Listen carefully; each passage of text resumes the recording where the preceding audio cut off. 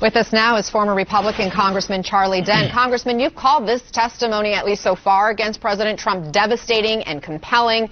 If you were still in the House of Representatives as a Republican, would you vote to impeach the president? Well, Anna, first, I certainly would have voted for the impeachment inquiry. Based on the facts as I understand them now, I do think this rises to the level of impeachment. I would probably support it.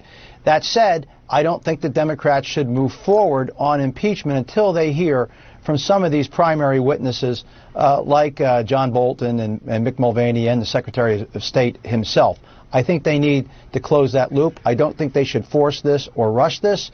By the same token, neither should the Senate Republicans force or rush a trial.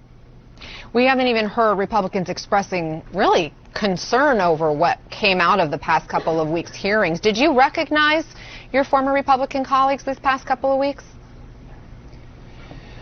Well, I think my former colleagues are in a situation where they understand their base pressure.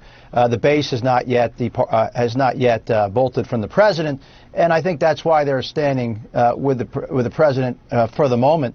But there's no question, having spoken to many of them privately, they are absolutely disgusted and exhausted by the president's behavior. They resent being put in this position all the time. I mean, just take, for example, Anna, when they remember how they tried to pivot from the Ukraine scandal a few weeks ago by pivoting to Doral, bringing the G7 there, moving from one corrupt act to another. I mean, those types of head-exploding moments are just, I think, infuriating these members, and I think they'd like to step out, but they just can't because of their base at the moment. But where's the courage?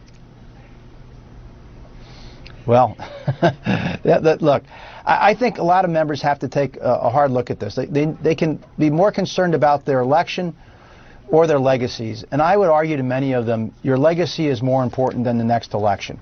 And that's hard for a politician. You're a politician. You want to win. You're competitive. And you do what you must to win. And it's sometimes hard, to try to look at this in a historical context and thinking about, how you're going to be perceived for years to come. So I think many of them are wrestling with this fact right now, this real challenge. And so I think there's still time. Give them a little time. You've said the facts get worse for POTUS daily. The president now putting distance between himself and Rudy Giuliani. What's your read there? Well, clearly, the president, wants to throw Rudy Giuliani under the bus. That's what I'm seeing here. The fact that he said that, he didn't know what Rudy was doing over there in Ukraine. Well, of course he did.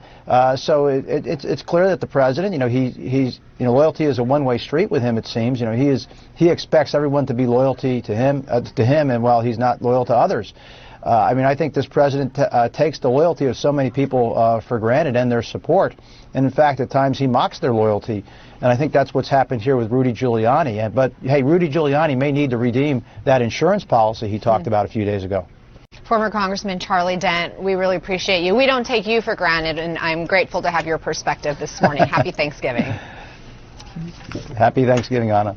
Tensions mounting for months between President Trump and senior military officers. But the president's recent decision to intervene in war crime cases may have brought the situation